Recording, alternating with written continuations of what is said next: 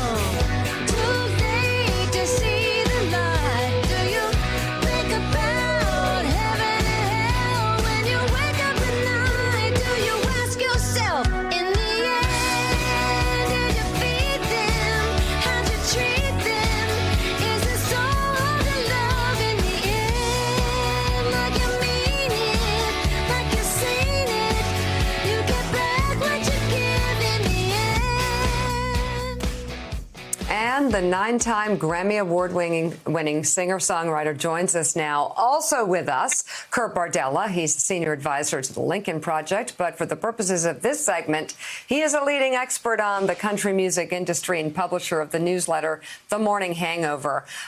Great to have you both. Sheryl, the song is great. I would love for you to take us through the concept behind the song, the posting of the video, the taking down of the video, and where we are now with it. Well, the song was inspired by raising two boys in this climate and having to answer the hard questions that when I was 10 or 13 certainly was not thinking about. And, you know, I was raised by a Democrat and a Republican, and our conversations at the dinner table when I listened to my parents were, they might have disagreed, but everyone listened and everyone took into account what the other one felt. And there was a lot of compassion based in conversations in America, ways to try to figure out how to move forward. And I feel like this president has really fostered a climate of hate and a campaign of separating us. And I do feel like in the end that we all have more in common than we don't. We want to see change. My feeling about it is there's so much money in politics. And when the Dalai Lama spoke about compassion and how the world would look different if everyone in business, everyone in politics made every decision based in compassion, would the world seem like a different, or would it be a different place? Yes, it definitely would. And I feel like where there's money in the political system, we can't count on the people that are making the decisions on our behalf to make decisions based in compassion. They're making too much money. I put up a video that was very, very convicting of this administration. But the song is bigger than this. The song is about compassion, about people who make it to the top and forget who they represent, forget what the decisions they're making, how they're going to affect the people, and instead are taking money from huge corporations. And I had a moment really of my own conviction of feeling like, am I going to play into the hate that this president is disseminating? So I took the video down because I'm human, but I have reworked it and we're going to put up a new video because nobody escapes this climate. That's right.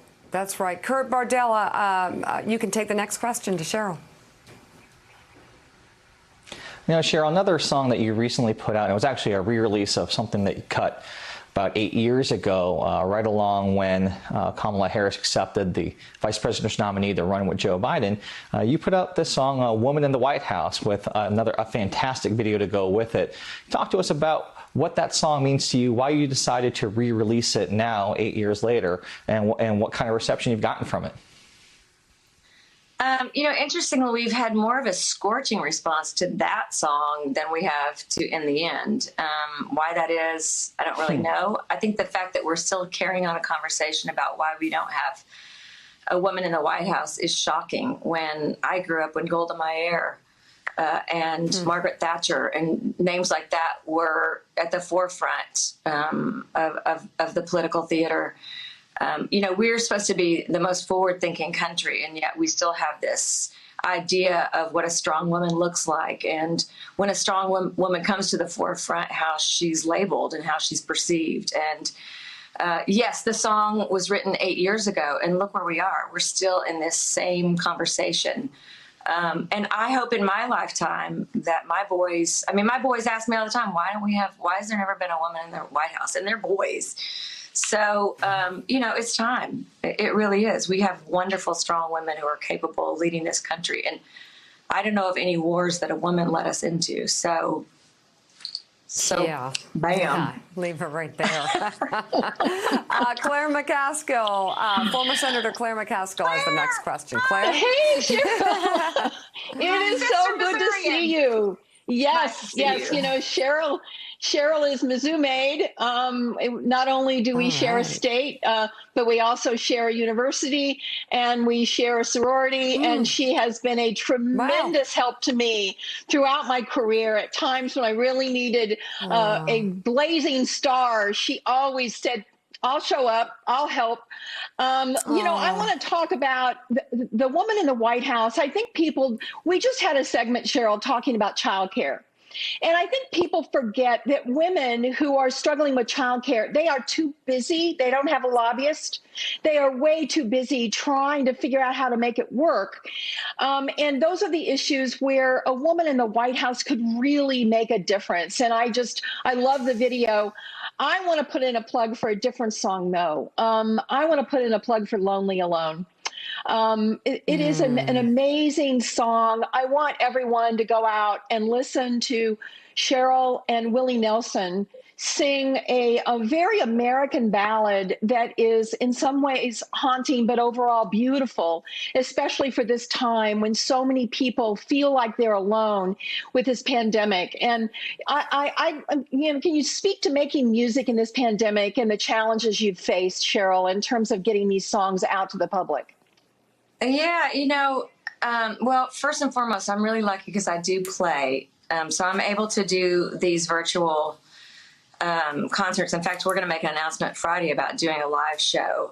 So we'll announce ways to buy tickets to that. But it is challenging. I mean, for me, I saw Brad Paisley on here last week with you, Kurt, and Mika, and our hearts are breaking because I have people that have worked with me for 28, 30 years who are struggling right now. And I listened to an NPR thing the other day about how all these clubs that we cut our teeth on and we figured out who we were in are closing down. So what does that mean to the future of art and of music? And we need artists to speak to what's happening to all of us. We need artists to give voice to the human condition, which is what we've always counted on. And for me, it's a great time to be able to write about what's happening and not have to think, okay, I got to make an album. I've got to figure out a body of work before I can put these songs out. I'm just putting them out virtually, and I'm playing and hopefully opening up a dialogue and giving people either some comfort through Lonely Alone, that they're not alone, or giving voice to people who are frustrated with the system and how much money is involved in it and how broken it is. And also what a treat to have Willie Nelson. I mean, he's in Hawaii, but to be able, or maybe in Austin, but to be able to reach out to him and say, will you participate with me on this? And for all of us to get to see him in his world, and his illustrious career, be a part of this beautiful song. The new song is titled In the End. Sheryl Crow, thank you so much. It's so great to see you. Thanks for coming on this morning. Thanks for checking out MSNBC on YouTube, and make sure you subscribe to stay up to date on the day's biggest stories. And you can click on any of the videos around us to watch more from Morning Joe and MSNBC. Thanks so much for watching.